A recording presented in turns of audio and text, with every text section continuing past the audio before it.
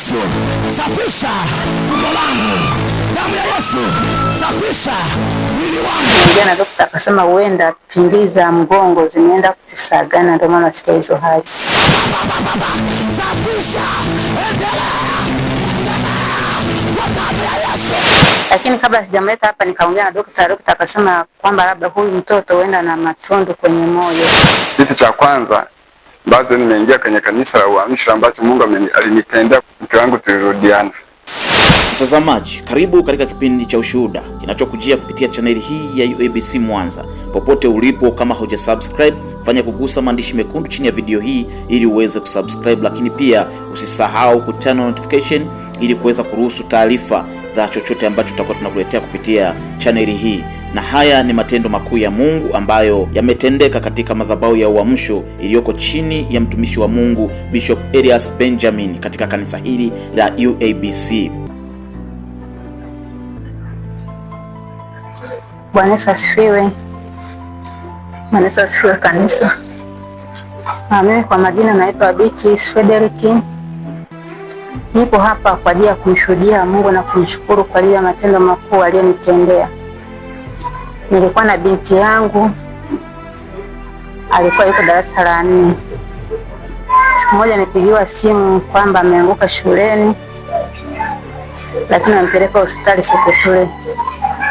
Alipompeleka kule nilifika mahali pale nikakuta ameshapata huduma ya kwanza kwa madaktari, akawa amempima kwenye vipimo, lakini ikaonekana kwamba hana ugonjwa wowote.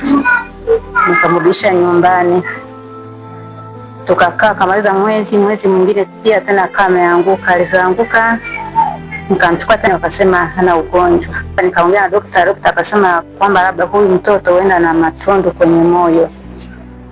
Baadaye nikamleta hapa kanisani. Ilikuwa ni siku ya mkesha, ilikuwa ni Jumaa mkesha, kesho yake ilikuwa ni Jumamosi. Nikamleta, wakaomba kama muda saa 7 akawa amefunguliwa. Ilikuwa ni mwezi wa 5 mwaka juzi nakumbuka, lakini mpaka sasa hivi hilo tatizo limeisha kabisa na anaendelea vizuri, na alikuwa ameshafikisha miezi 5 akiwa na hiyo hali. Jambo jingine, kwa kweli napenda kumshangaa Mungu zaidi na zaidi, kwa sababu mimi mwenyewe nilikuwa naumwa mgongo, siwezi hata kuinama, kama vile yani viwembe vinakata. Mimi nikaona ni hali ya kawaida, miguu ilikuwa inaniuma, yani mimi siwezi hata kufanya chochote. Nimeshakuwa mama wa nyumbani, siwezi hata kufanya kazi. Basi baada ya kuona binti yangu, na mimi nikaa nimehudhuria maombi. Nimekaa na kipindi fulani mtumishi alitangaza maombi ya kufunga, tulikaa hapa wiki nzima.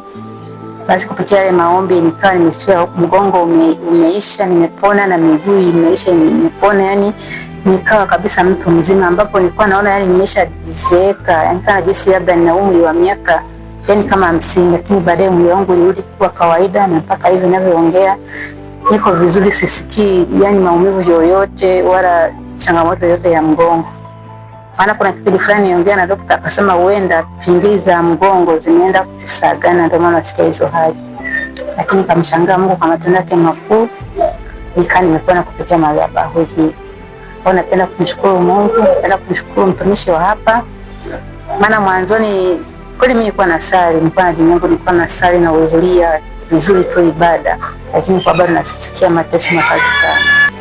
Nilikuwa siwezi hata kwenda kazini. Kama hata kutokwenda kazini ile ni kwa mtu unakuwa umefungwa, sisikii moyo wa kufanya kazi. Lakini pale nilipofika mahali hapa nasikia moyo wa kufanya kazi, na mpaka sasa hivi nafanya kazi zangu kama kawaida. Kwa hiyo napenda kumshukuru Mungu sana.